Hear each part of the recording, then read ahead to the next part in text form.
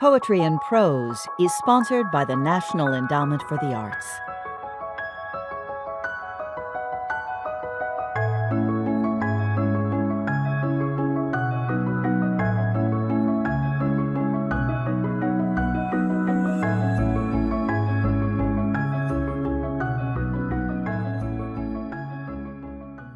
Well, hello everyone. I'm so happy to be here with you, and I'm so happy to be invited to this book festival. I've been to this festival before, and it's very inspiring, and it's very large, and there's so many people, and so many presenters, so many readers, and so much poetry, and so many new books, and so many imaginations becoming one imagination, and perhaps that duality is most important, not just one way of thinking or one idea, but many ideas that become one and many at the same time.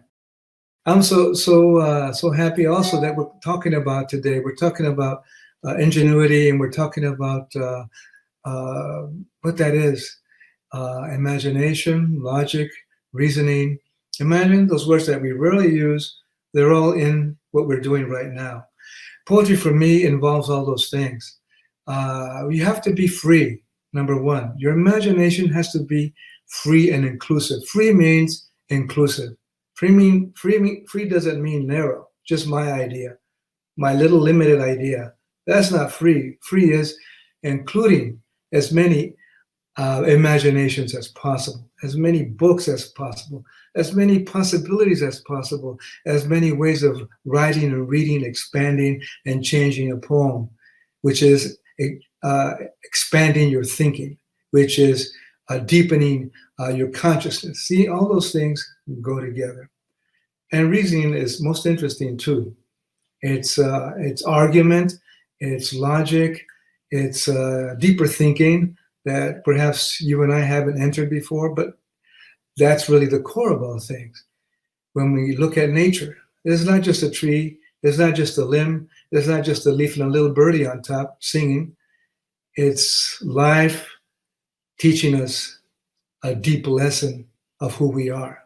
And for that, we have to let our typical way of thinking expand. We have to enter a new way of thought, a more inclusive way of thought, as I mentioned, as you know, as we mentioned earlier. So thinking is very big. Every time you change a poem, in the making of a poem, you're changing the thought of the poem.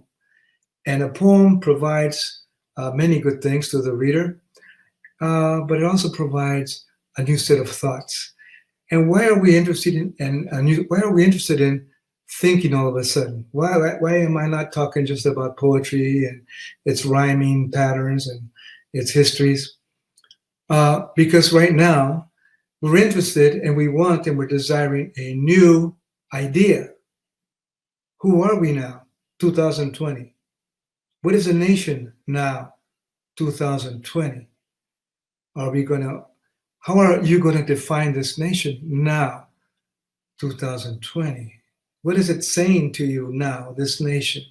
What is it asking for now, this nation? And for that, we need your new idea, not the idea you have been carrying around all along or my idea. No, there's a new idea going around. It's in danger. What is it? Can you grasp it? And that's what poetry is all about. Reasoning, thinking, research, logic, letting go, freedom, imagination, and moving your hand, moving the keyboard around, and searching for it and finding it. Maybe you'll find a piece of it. We can work with that little piece of it, that little microcosm of your new idea, and we need it.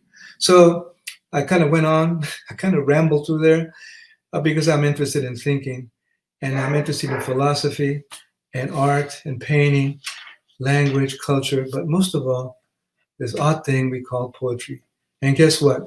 This odd thing we call poetry perhaps is the real you and the real me. Perhaps it's our inner self speaking for once, not our outer self shopping and watching video and running around like I also run around. Maybe it's just our inner self, this new idea, and this thing we call a poem. Let me read you a poem, by the way, if I can.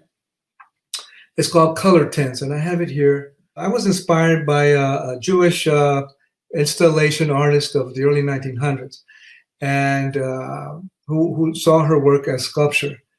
I call it an installation, a term that comes later in the 60s, of putting different materials together and creating a new shape, like a sculpture, a soft sculpture. But this is very early, maybe it's like 1916. So I was inspired by that intensely at a library in the University of Iowa, one of my favorite places to go to check out books. It's called Color Tints, A Fracture of Power and Paradigm. I had a color. There is no color. I was bronze. We do not have bronze. I was golden, sienna, ochre. There are no siennas or golden siennas or ochres here. We had colors. We have no colors. We had faces with colors. There are no faces with colors. We stood up. We danced. All the colors. There is no standing. The color dances are illegal. Haven't you heard? We had colors on our hands and scarves. I told you no colors or faces or noses, no illegal scarves. We held up an ancient disc of the lost inscriptions and stories of our colors, our bronze. We are burning that vessel, those signs, those words, those long lines. There are no colors now. We dreamed our colors. It is not useful to dream. We dreamed about our colors. It is not useful. There are no colors now. We brought in a new time. This is a new time. We wanted our mothers to bend their ears to the lost stories, the burned stories, the fettered stories, the ones that rose up from the ancient disc. This is a new time. This I is the new I. This voice is the new voice. This chair with the wingspan upright is the new chair. The disc was soaked in blood. It is a new time.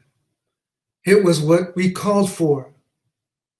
You have the wrong time. It was our song. Your blood is wrong. It is too small. It is filled with holes. Your songs are illegal. No colors. They're not useful. Your time is filled with holes. Your blood is too small. I'm walking away. That is permissible. I'm leaving you here. That is practical. I do not want the disc. What did you say? What? The color is everywhere. I do not see it. Golden sienna spins right through you. Where? Everywhere. Your time is too small. My time is now. The time is now.